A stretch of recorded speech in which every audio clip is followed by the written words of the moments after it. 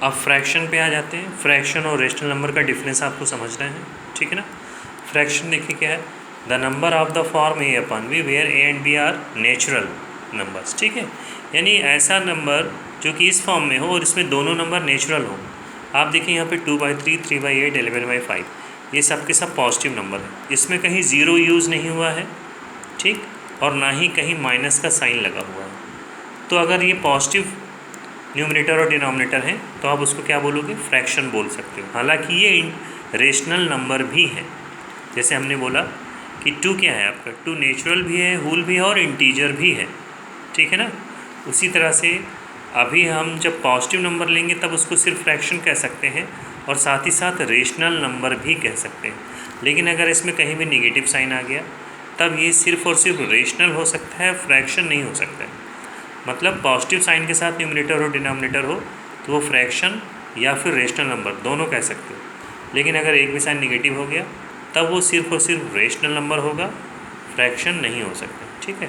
तो फ्रैक्शन की डिफिनेशन के अकॉर्डिंग ए अपॉन बी फॉर्म का कोई भी नंबर जिसमें ए और बी दोनों के दोनों क्या हो, नेचुरल नंबर हो, उनको हम क्या बोलेंगे, फ्रैक्शन बोलेंगे, ठीक। ऐसे समझ लेना कि ये सब के सब पॉजिटिव हैं तो फ्रैक्शन होंगे। रेशनल नंबर क्या कह रहा है, ए अपॉन बी कह सकते हो या पी अपॉन क्यू, कुछ भी कह लो। और यहाँ पे पी और क्यू दोनों क्या हैं आपके, इंटीजर हैं। ध्यान से समझिएगा, P and Q R what, integer. लेकिन इंटीजर में क्योंकि ज़ीरो होता है, ठीक है ना, तो इन्होंने यहाँ एक कंडीशन रख दी कि ठीक है यहाँ पी और क्यू को इंटीजर तो इन्होंने कह दिया, बट इस क्यू के लिए ज़ीरो अलाउ नहीं किया इन्होंने। क्यों नहीं अलाउ किया, क्योंकि अगर हम पी अपॉन ज़ीरो कर देते हैं यानी क्यू की जगह ज़ीरो तो इसकी वैल्यू क्या आएगी, नॉट डिफाइंड, ठीक। अभी तक इसकी कोई वैल्यू ही नहीं है, it is a question mark. Means अगर आप पी की जगह कोई भी नंबर लेते हो, 4/0, -2/0, इस तरह का कोई भी रिजल्ट, तो इसको हम क्या बोलेंगे, नॉट डिफाइंड। इसलिए यहाँ पे कंडीशन डाल दी गई है क्यू के लिए। नीचे क्या था, क्यू था, ठीक है ना। तो क्यू के लिए इन्होंने कंडीशन डाल दी, Q should not be zero. यहाँ पे देखिए लिखा हुआ है Q should not equal to zero, यानी इक्वल लगा के काट दिया, ज़ीरो के इक्वल नहीं हो सकता है। तो ये मेन इसका डिफिनेशन हो गया। एग्जाम्पल में देखिए 3/-4, -6/17 और देखिए 2/5 भी लिखा हुआ है। यानी ये 2/5 अगर यहाँ लिखा होता तो फ्रैक्शन हो जाता और यहाँ रेशनल नंबर में भी हम इसको यूज़ कर सकते हैं। यानी रेशनल नंबर में पॉजिटिव और नेगेटिव दोनों तरह के न्यूमरेटर और डिनोमिनेटर हो सकते हैं, जबकि फ्रैक्शन में सिर्फ और सिर्फ पॉजिटिव हो सकता है।